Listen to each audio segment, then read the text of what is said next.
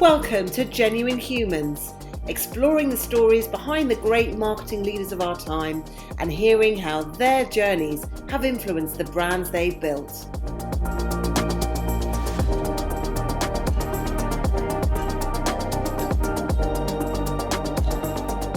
Brought to you by The Social Element, here are our hosts, Tamara Littleton, CEO and founder, and Wendy Christie, Chief People Officer. Welcome back to our Genuine Humans podcast, and I'm here with my lovely co-host, Wendy. Wendy, how's your week going? Really well, thank you. I'm just adjusting to back being more or less alone in the house again now that the schools have gone back because my other half's a teacher. So I'm having to do things like answer the door myself and, it's just too much. How are things with you? Oh, no, going well. I've been having meetings with people in offices. It's very, very exciting to be going back and seeing humans again. And talking about humans, we are joined today by someone that I admire greatly. And we first bonded over slogan T-shirts like "Be Kind" when we met at a marketing society event. We'll hear more about that philosophy later, but first things first, welcome to the podcast, Celia Pronto. Hi, how are you? Very good. It's lovely to have you here. Celia, you're the MD of Love Home Swap, but I would like to go backwards a little bit, if that's all right, because I'm always fascinated. So you're the MD, but you've been in marketing for a while, and you've worked with like the Casual Dining Group, Intercontinental Hotels, and many more brands. But how did you fall into marketing? Was it a falling in sort of situation? Can you tell a little bit more about your story? Absolutely. So firstly, thank you so much for having me on. It's an absolute pleasure to be here with you. So I definitely fell into marketing. I think marketing chose me rather than perhaps me choosing it. I started out, believe it or not, wanting to be a chartered accountant. And people normally look at me very strangely when I say that. So I got my undergraduate degree in accounting, finance, and tax, believe it or not. Okay. And started out my career, went to work. My first job was as an accountant. I realized on day 2, I hated it and I could not be an accountant. Uh-oh.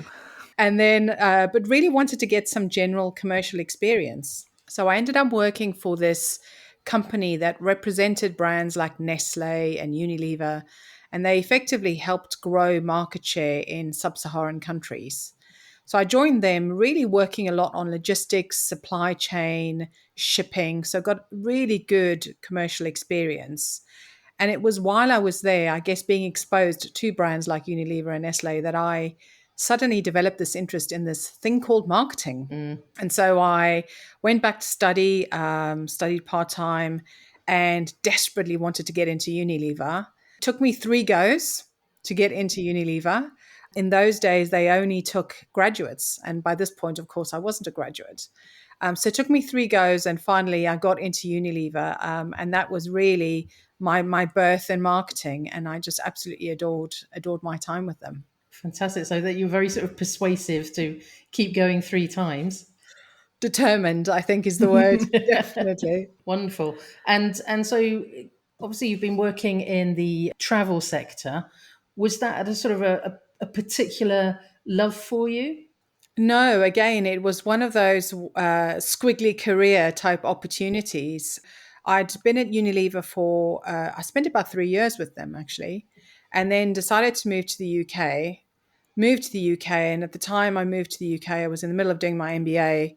One of the modules that we studied was services marketing, and I was fascinated by this idea of how you market something when you don't have a physical product. And so I really wanted to get services marketing experience when I first moved over. And I fell into digital. So that was really my sort of falling in love with digital and where I've stayed ever since. And it was a few years after that, I got an opportunity to join. Initially, it was Rank Group. That was really my first sort of leisure experience. So Rank in those days owned Grosvenor Casinos, Mecca Bingo, and they still owned the Hard Rock Cafe brand. So I joined them to set up their interactive division. And then from there, I went on to work in hospitality at Intercontinental Hotels Group, working in their e-commerce business for about 3 years. I then segued into travel and was the marketing and e-commerce director for STA Travel, who in those days were the world's largest student and youth travel organization. Then went back to work in startup and went to work in restaurant technology with a company called Book a Table. So really kind of this big stint in leisure and hospitality. Then completely left the sector for 4 years and went to work in automotive retail, and then got pulled back into hospitality to Casual Dining Group. Loved my time there, and now back, continuing to stay in travel with Love Home Swap. So it's been an accident rather than by design. What are those? Yes, as you say, it's a sort of squiggly career path. I like that. I think that's a great description. And if you don't mind, Celia, I'd like to go even further back than university. Really curious about how we are as kids shapes where we end up as adults. So what were you like when you were little? Oh my gosh, what was I like? I think you could probably say I was quite precocious. I was extremely curious. I think my favorite word was why. I used to slightly exasperate my mother, who, I was desperately always wanting to know why. But I think also I learned to be independent at a very early age. So I'm originally from Mozambique. You can never tell from my accent, but I am actually Portuguese. But we left when there was a civil war. Right. So we were actually, you would call us, I guess today you would call us refugees. And we moved to South Africa for a few years, and then when I was about 4 years old, we ended up moving to a very small country in Africa called Swaziland. And at the time, sadly, there just weren't any good schools there. And so at a very young age, my parents had to make the tough decision to send us away to boarding school for us to get a decent education. The closest school happened to be an Afrikaans school, and I did not speak a word of Afrikaans.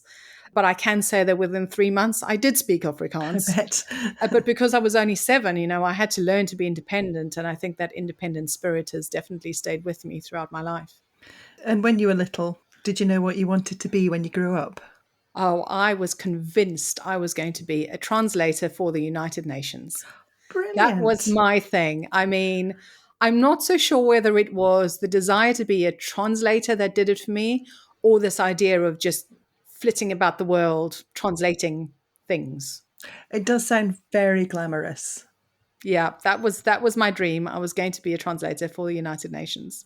We're actually blessed to have an amazing guy who works with us. He's also independent, but Richard Simcott is our languages consultant, and he speaks over 25 languages and actually used to do exactly that, doing that sort of translating, jumping from person to person around the table. And I don't know, it just sounds so amazing, doesn't it? He's an incredible guy. So Yes. Yeah, it does sound incredible. I definitely cannot beat his. I mean, I'm at 4, and that's my kind of limit. So the fact he can do that many is hugely impressive. If it makes you feel any better, that's 4 times the number of languages that I can speak.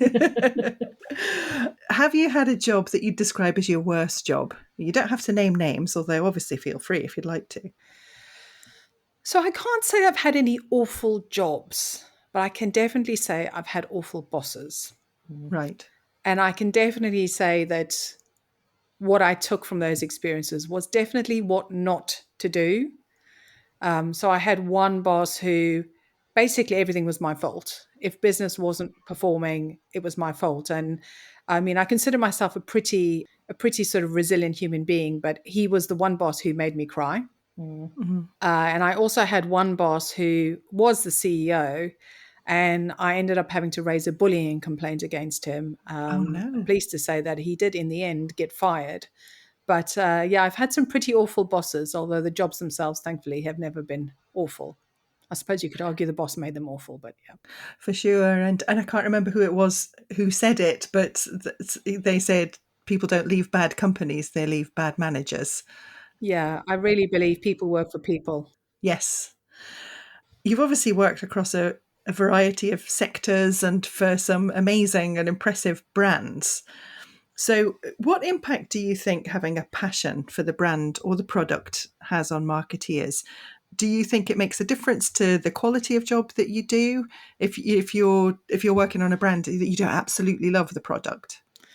I would definitely say there were some brands that I worked for and with that I just instantly love. loved, and I have always admired those brands and just loved working on them. And those were the kinds of brands where I would get the call and just immediately say yes. Mm-hmm. There were definitely some other brands where I would say it was more of a slow burn. And I definitely grew to love the brands. I mean, I haven't worked on any brand that I've disliked or that I've not ended up loving. And frequently, those calls where it wasn't necessarily a brand I instantly love, the reason why I pursued the opportunities was either because I wanted the challenge, Mm-hmm. or because I saw something in the brand, or potential of what it could be and what I thought I might be able to do with the brand. And so a really good example for me was when I went to work in automotive retail for 4 years.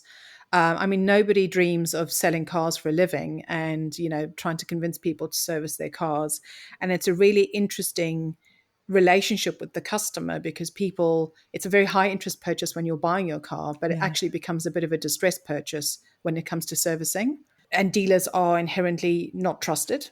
Nobody really trusts Mm-hmm. a dealer. They sort of, put it in the same camp as, estate agents and recruiters frequently. But the opportunity to go in and really transform a retailer and what it means to be an automotive retailer was such a fantastic opportunity and such, in some ways, a lofty ambition. And I just loved it. Hugely challenging, but so rewarding at the end of it. We talked a little bit about some of the people who had a fairly negative impact on you in your career, but I'm sure there must be genuine humans who've had a really positive influence on you. Can you talk about any of those? So the first person who immediately springs to mind for me is actually my dad.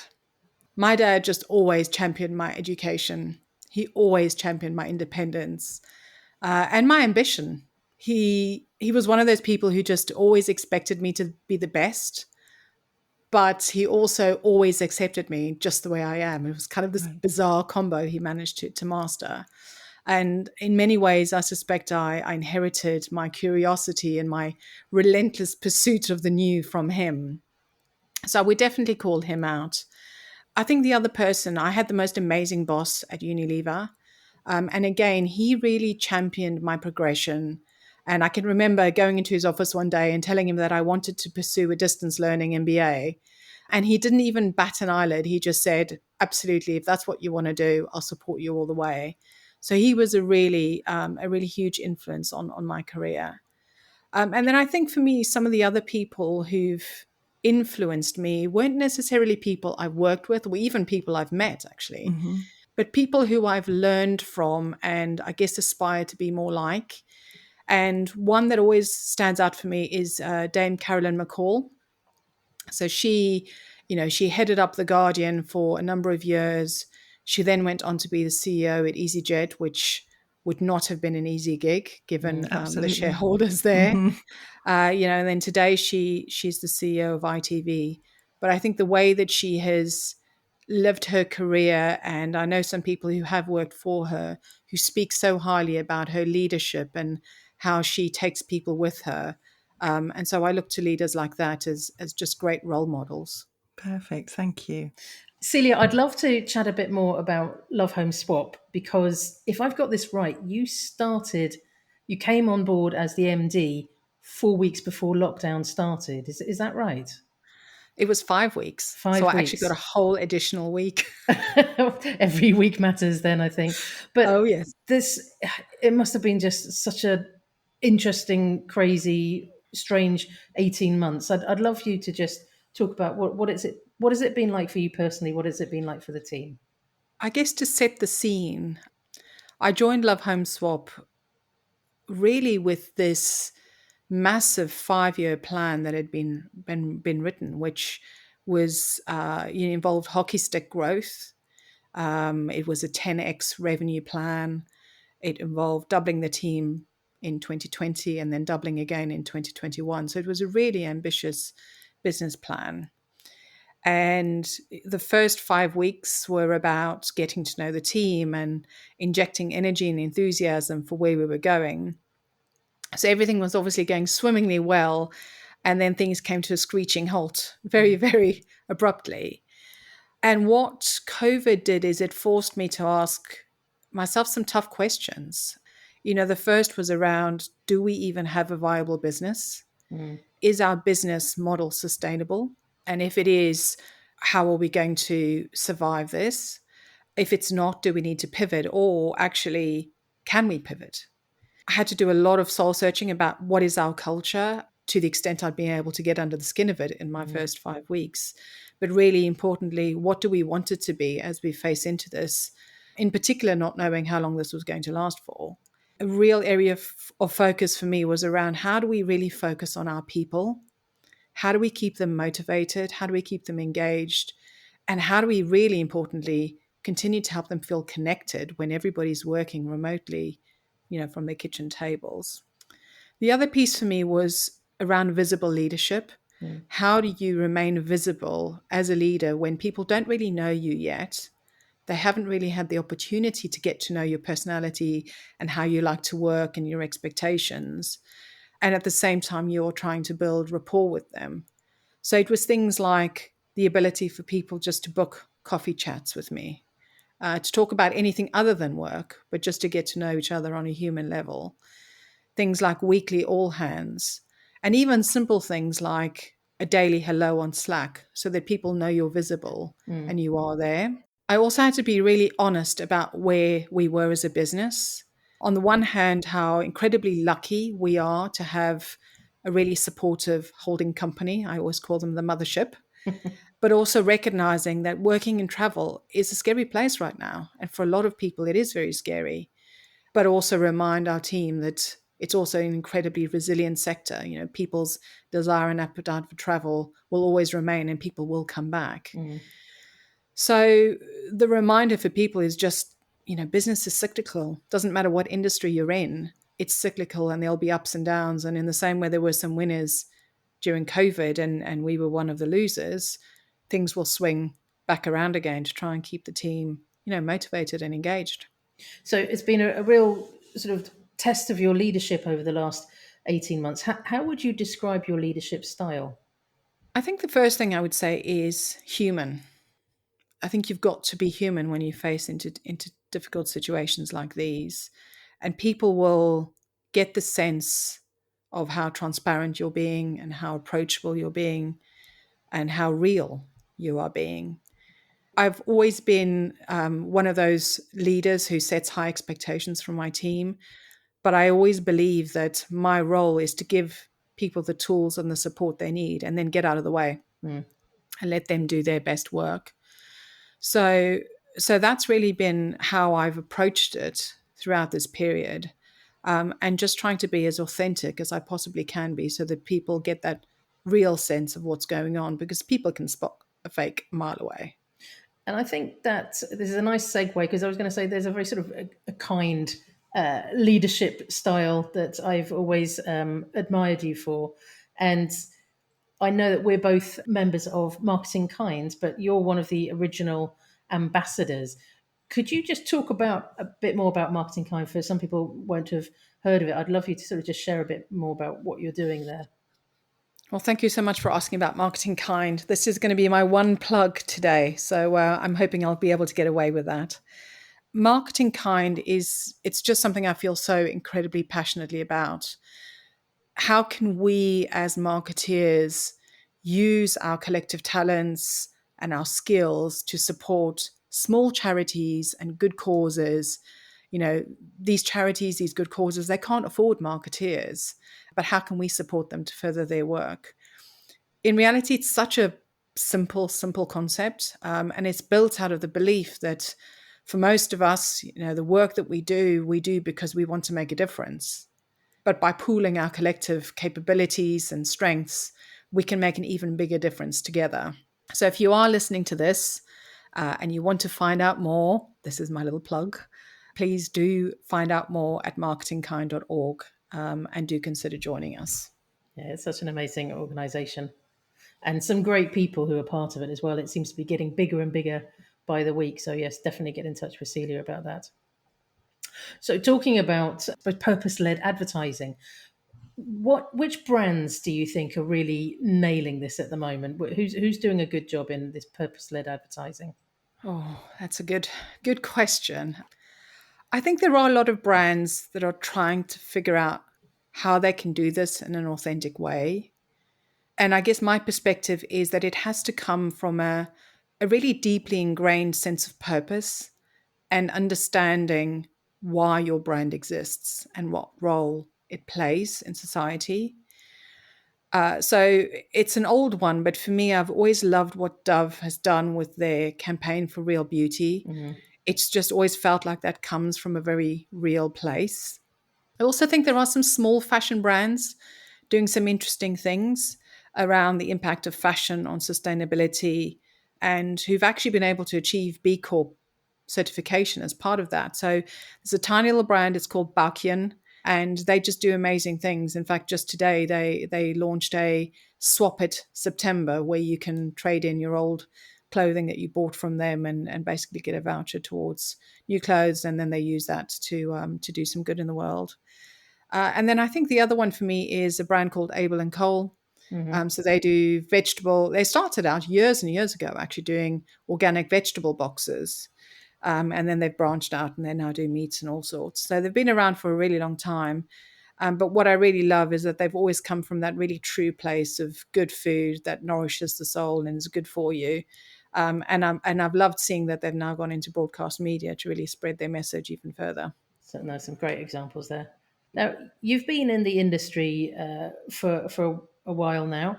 If you had a sort of magic wand and could make changes to the industry, what else do we need to do as an industry? What changes do we still need to make? I just think I think we need to take what we do seriously, but not take ourselves too seriously. If we can do that, then the next step on is to really think about how we take that even further beyond our day jobs and how we can use our skills to give something back to society. I Mm. mean, it links quite nicely back to the marketing kind discussion we were having earlier. But I just think there's so much more we can do with the collective skills we have. And yeah, thinking about how we can do more with what we have. It was interesting that in the perhaps the first lockdown, when things were incredibly intense, seeing how many agencies were helping their clients, but also how brands were working together to do things to help the in the height of the pandemic. It's obvious that everybody can do more and collaborate more and perhaps share their knowledge. So I wonder if that will continue now.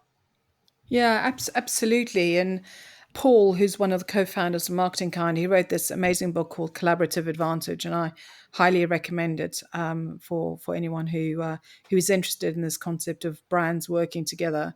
And it's all about not necessarily just brands, but the world working together and moving away from this notion of competitive advantage to a world of collaborative advantage, where we get more by collaborating than we do by competing. Mm. And I think that's a really interesting concept. I do love a bit of brand banter as well, or brander, Mhm. where I know it's not to the same degree, but just seeing brands join the conversation on social media and essentially kind of co-marketing each other. I do. Mhm. It's a very small scale collaboration, but it always makes me smile. Yeah, I think it does make a huge difference. I mean, even now at Love Home Swap, in fact, just yesterday I was speaking to the CEO of our biggest competitor, and we check in occasionally and talk about the world of home swapping and how they see the world and what they are seeing in the various markets in which they operate. And we talk about what legislation is up to in various countries and have even in the past shared legal advice of what we've been told about certain legal implications. And that works really well for us. Obviously, we're a niche player, so it's different from many other brands. But I find it of value, and I know he does too. Yeah, well, I think anything that can help increase that market as well, just by sort of sharing information. So I know that in a similar way, I've been meeting up with lots of agency founders over the months and just checking in on each other actually, and it's a really good thing to do. Yeah, absolutely. Well, we're going to move on to the part of the podcast where we get a bit more personal now, Celia, if you don't mind. So I'm going to kick things off with asking how you like to spend your downtime and if you have any guilty pleasures. So I'm going to be probably fairly boring on this one and say the expected things. I mean, I love travel. I guess you'd expect me to say that. I love having a lovely meal out. And then I suppose my guilty pleasure would be shopping. uh, Online shopping, or you kind of in person? So I'm predominantly online, even pre-COVID. Don't really have time to go to shops, and I have to say, all my delivery drivers know me by my first name. They know exactly where to leave the parcels, to the extent where if they are coming down the street, even if a parcel's not for me and for one of my neighbors, they just default to leaving it at my house because they just assume it must surely be for me. So that would definitely qualify as my guilty pleasure. I don't know if you're, well, I shouldn't tar anyone else with this brush, but I have to keep my phone away from me if I've had a couple of glasses of wine in the evening, because I sometimes do tipsy shopping. Oh, and wow. I don't even have wine as an excuse. So, I think there's a whole hashtag around Instagram made me buy it, and yeah, But still, it was very nice to meet Emily Sanday in person with those meet and greet VIP gig tickets. Oh, wow. You really went big. I went for it that time. Yeah. So I keep my phone away from me on those evenings now. So if you could swap homes with anyone in the world, living or dead, from any time period, who would it be? Well, I'd love to say I would definitely love to swap some of the homes on Love Home Swap. they look amazing. And when I Yeah. was interviewing for the role, I remember spending too many hours looking at the homes going, I'm definitely going to go to that one. I'm definitely going to go to that one. And then, of course, I've been nowhere other than my own home. But I guess not strictly a home swap, but I don't know if you've seen that show, Hamilton. I haven't seen it, but I really want to. It it's sounds brilliant. amazing. Highly recommend it. There's a song they sing called All About Being in the Room Where It Happened, which refers to a point in US history where Hamilton basically trades the location of the nation's capital in return for the freedom to create what really became the US financial system. And I'm fascinated by that because of the consequences that created in the world and so many events that have then gone on to flow from that. So, as I say, not strictly a home swap, but I would have loved to have been in the room when it happened to have understood the conversations and the rationale. That is a brilliant answer. Now, if you could wake up tomorrow with one new skill or ability, what would it be? And I would, by the way, I would really love to have this skill. For me, it would be the ability to make everyone kind. Mm.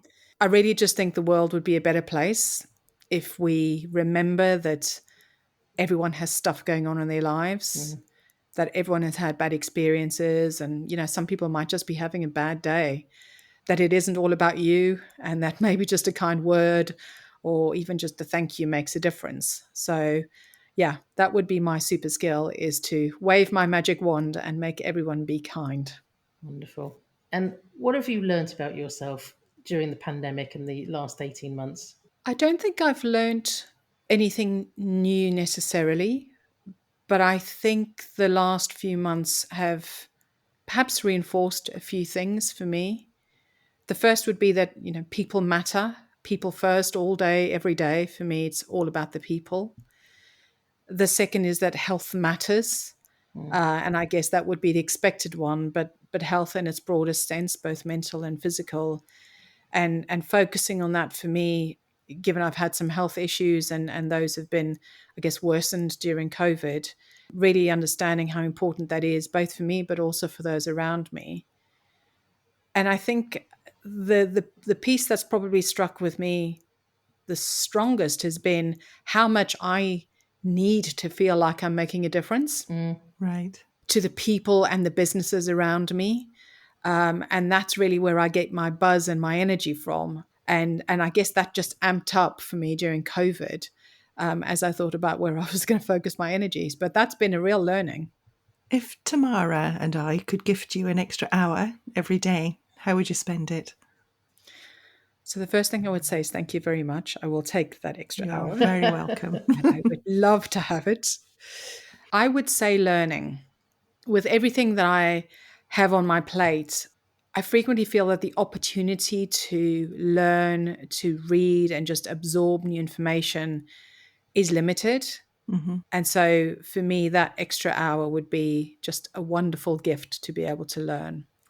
Yeah, it can feel selfish is the wrong word, but there's a kind of guilt for me if I'm spending time just reading or learning or something that I want to learn, because I think there must be something else I should be doing right now. That carved out time is so important. That's exactly it. You feel like you need to be doing all Yeah, the time instead of just thinking yeah. and reflecting and reading. And I think that would definitely be the worthy use of that extra hour. How would your friends describe you? And is that the same as how you'd like them to describe you? I think they would definitely say driven. They would say ambitious, but possibly with a dash of silly. Um, I like to think that I don't take myself too seriously, and can be quite silly. So I think that's probably what they would say. Aside from, I guess, the expected things around loyal and all the Mhm. kind of things that make you sound like a puppy rather than a friend. Everyone needs a streak of silly, I think. Absolutely. Exactly. I'm okay with that. Dash of silly sounds good to me. How do you define success? I think it's about, can you get to the end of your life, a project, an initiative, a role, and honestly say, I made a difference and I've left things in a better state than I found it in, whether that's businesses or people. Have I left it in a better state? For me, that would be the definition of success. Well, Celia, I always love spending time with you. I kind of, whenever I do see you, I do actually want to make the world a better place. So I think you've just got that sort of that vibe about you. But it's been just such a pleasure to have you today. Is there anything else that we either haven't asked you, or if you have any sort of closing thoughts, I'm going to pass the platform over to you. Thank you. I guess I would say it will all be okay. Whatever the twists and turns are that you take, it will all be okay and things will work out the way they were meant to.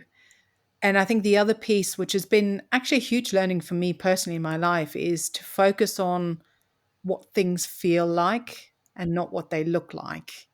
Because I think so frequently, particularly when we're all ambitious and we're trying to get ahead, we focus on the job title, we focus on the right brand, or whether it's going to give us the right kudos, or what it's going to look like on our CV, rather than how am I going to feel about it? And is it going to make me feel as though I'm progressing in the direction that I want to take in my life and in my career? And so it's a hard one lesson for me, but hopefully I can shortcut it for some other people. Yeah, focus on what it feels like, not what it looks like.